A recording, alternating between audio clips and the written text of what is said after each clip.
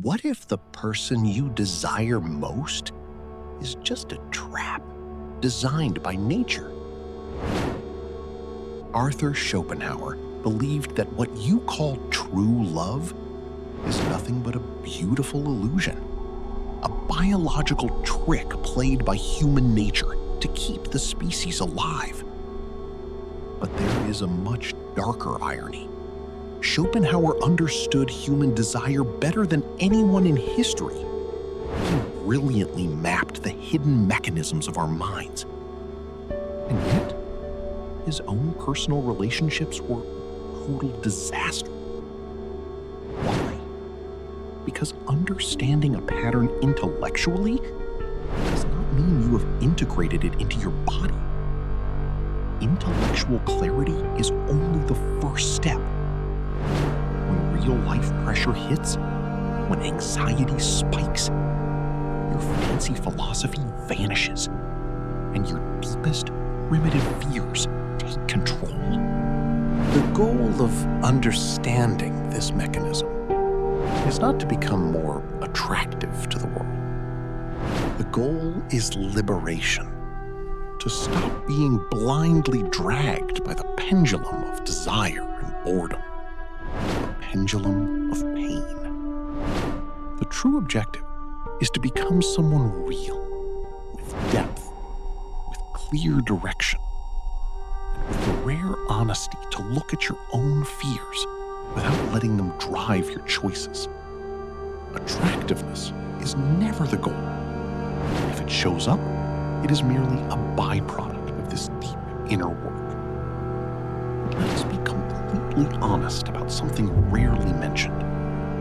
This process takes years. It is not a quick technique you apply this week to see results next month.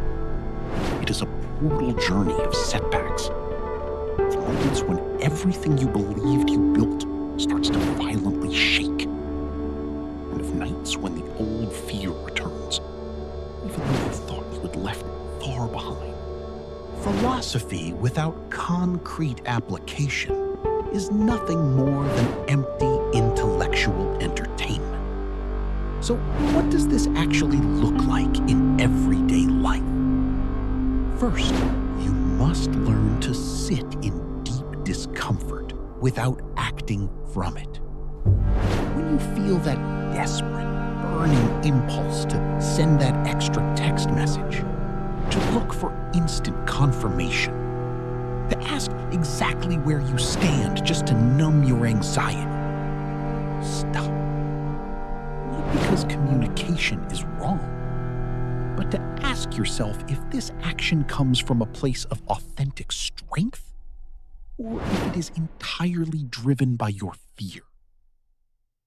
Second, you must honor your commitments to yourself, even when a relationship complicates them. Your work, your intense training hours, your personal projects. You do not hold on to them as a cheap strategy to seem interesting or mysterious. You do it because those things are fundamentally who you are. And giving them up is giving yourself up. The third rule is practicing tolerance for uncertainty. Human relationships are inherently unpredictable. You can never truly know what another person is feeling at any given moment. You cannot control whether they will still love you tomorrow. That brutal uncertainty activates deep fear, and fear activates desperate, needy behaviors. Learning to sit calmly in that uncertainty without panicking is one of the most difficult, most transformative emotional skills you can possess. Fourth, and this is the hardest of all, you must know your own emotional wounds, not to use them as convenient excuses, but so they stop making your executive decisions. We all arrive at adult relationships carrying toxic patterns learned in childhood, ways of relating that were once designed to protect us, but now, outside their original context, generate the exact suffering they were meant to prevent. Schopenhauer said that knowledge was the only way to free oneself from the tyranny of the will. Not heavy repression, not extreme lifestyle restrictions, but raw, unfiltered knowledge. Seeing the desperate mechanism in motion, naming it, and gaining a tiny margin of choice that did not exist before. That small margin is what we are after. Not a perfect man who never feels afraid, but the man who feels the absolute terror, sees it clearly, and chooses differently anyway. Because the man who constantly needs external validation to feel like enough lives in a permanent state of chronic anxiety.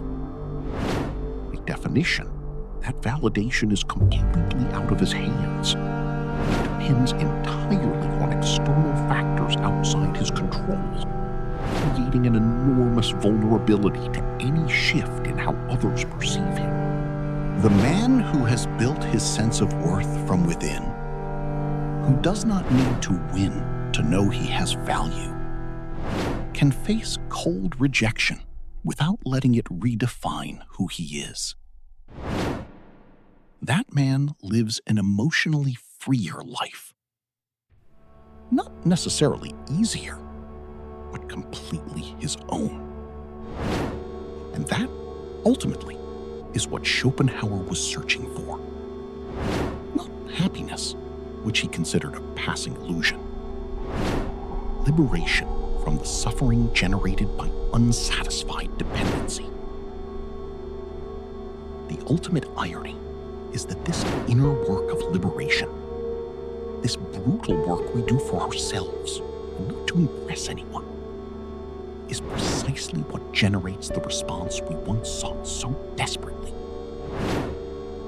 Authenticity has a distinct texture that others recognize immediately, even when they cannot describe it. And that texture generates trust. Trust generates real attraction. Attraction generates deep, unshakable connection.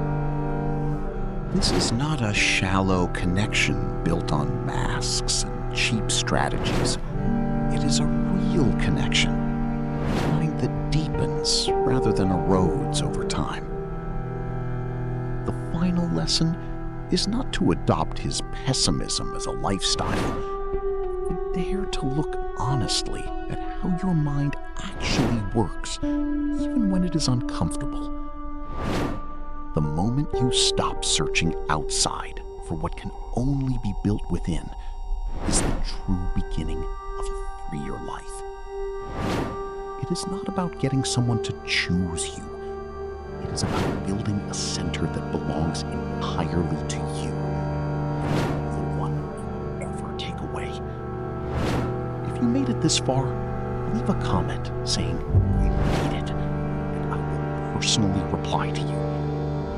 Subscribe to join us, and hit the like button if this resonated with you.